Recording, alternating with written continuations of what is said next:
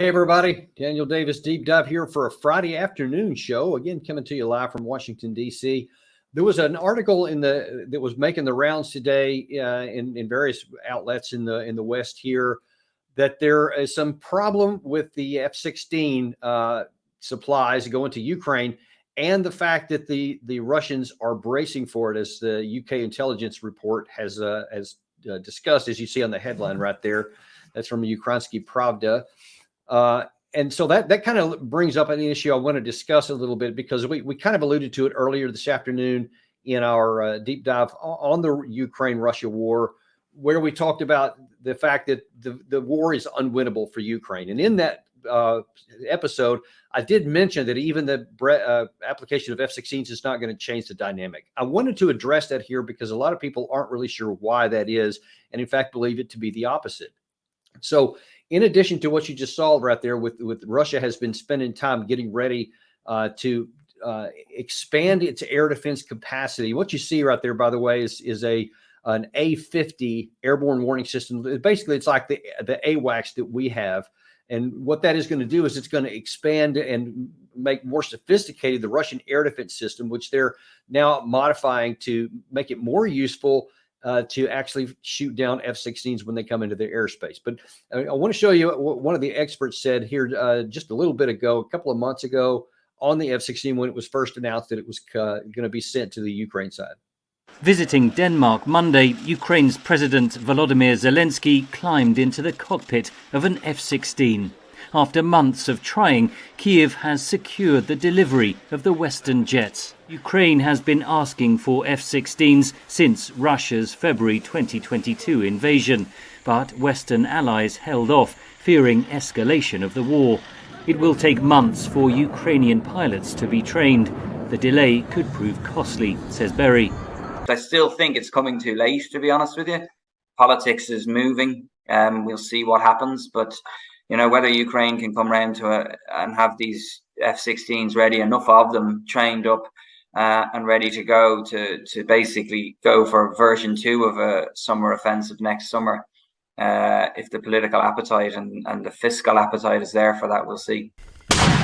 For now, Ukraine's summer ground offensive grinds on slowly. Now, one of the big reasons why the Ukraine summer offensive did grind on slowly, why it didn't really accomplish much, aside from many of the things we've talked about there, is the fact that Ukraine had insufficient artillery. They didn't have mine clearing equipment. They didn't have air defense capacity, and they didn't have an offensive air capacity. The Ukraine Air Force is from the old Soviet time. The MiG-29s is about the best that they have, and they have some others that aren't quite that good. But they're all susceptible to the Russian air defense system. And Russia does have a very adequate and robust air defense system. It's multi-layered. It's quite effective and very modern in comparison to the Ukraine side, especially. But it's also modern in comparison to our side. There's long been concern among the West and in NATO that if there had ever been a Russia-NATO war, that their air defense capacities were, and their their Su-35 aircraft were a big threat to the F-16s, because the F-16s, you got to understand, this is not a modern weapon. These are old jets. They've been around for decades. So that's nothing by themselves new, nothing that Russia hadn't already spent years trying to figure out. So adding in a number of F-16s is not going to change the dynamics over what's already there, because it's just going to be another aircraft. I think it's fair to say that they are an improvement over the MiG-29s that the Ukraine side has been flying. But I cannot stress how difficult it is to take a pilot who's good in a Soviet system and has been in the Soviet system all of his life, and that includes the tactics of flying as well as the technique of how to operate the aircraft, and then transfer that over to the U.S. side. It's much more difficult than you think. And it's one thing to teach someone how to operate the controls and to get the aircraft up in the air and land it safely. That's one level. But fighting the jet is a very different thing, and it's a very complex thing. In the United States, when we fly the F-16s and when we use them, and we have many times, I believe it was F-16s the other day that fired strikes into Syria in response to some of the attacks on the U.S. forces in that region. So they're a good aircraft. That's why we have them in our inventory.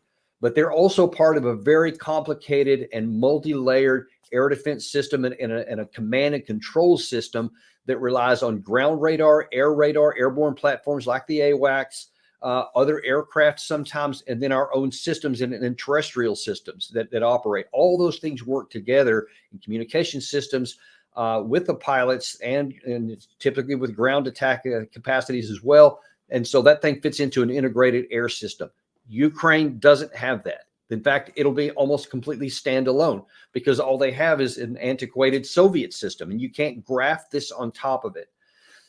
So you have the problem with the pilots, you have a problem with the system that's going to be operating within, and you have a problem with the Russians having already capacity to shoot down F-16s. And now then they've had, months now to continue to refine that capability. That's one of the things that apparently the British intelligence report was talking about here. And that's why it became news today, because Russia is expanding it. And that's one of the other things of war that's so often overlooked.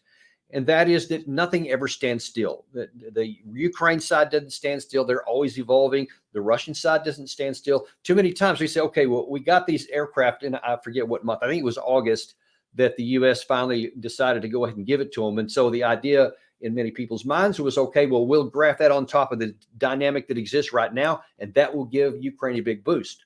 What they didn't think about was that the lag time to get those pilots trained, to get the aircraft allocated there, to get the sustainment positions going along with it. And that's another thing that gives little notoriety, but it is a huge issue because those jets are very difficult to maintain. They're very finicky, and they require a lot of maintenance, and that means highly trained crew with lots of spare parts and other kinds of maintenance of fluids and other kinds of materials that's necessary to keep those jets in the air. That's going to all be challenging. And you put all that together, and you just see that it's going to take many months for those pilots to get in. Getting them in the air is one thing, but it will take, probably a year of operating the aircraft to really say to get good. And that assumes that they have complete support on the ground. And I'm not sure that that's a given and a guarantee. It's just not sure that's going to be the case. And there's not that many trained pilots in Ukraine that you can just immediately transfer over to the other. Now, they may try to get some more trained from scratch, but that's going to take, years to get done to really get combat capable pilots. And I just can't stress that enough. That's what's necessary here. So it probably will add some capacity to Ukraine. It does have longer range, and it can fire at targets deeper inside Russian controlled territory than their current jets can. But it's not going to be that many. And frankly, the air-to-air missiles, air-to-ground missiles, are not in that great a supply already, because we've given some of those missiles and retrofitted them onto the Ukraine aircraft and their Air Force already. So the bottom line to all this is, don't hold your breath that this is going to make any difference. It's going to make an incremental improvement in the capacity. But please watch our deep dive we did earlier this afternoon when we talk a little bit more detail. The war effort for Ukraine is not going to be able to turn this war around, and grafting on a couple of planes on top of it, it's not going to change the dynamic. That's the unfortunate truth of it. That's your deep dive today. We are going to continue to look out for you. We are in this together all the way through. We're looking out for you, and we're going to continue to do so here on Daniel Davis Deep Dive. Thanks, and see you next time.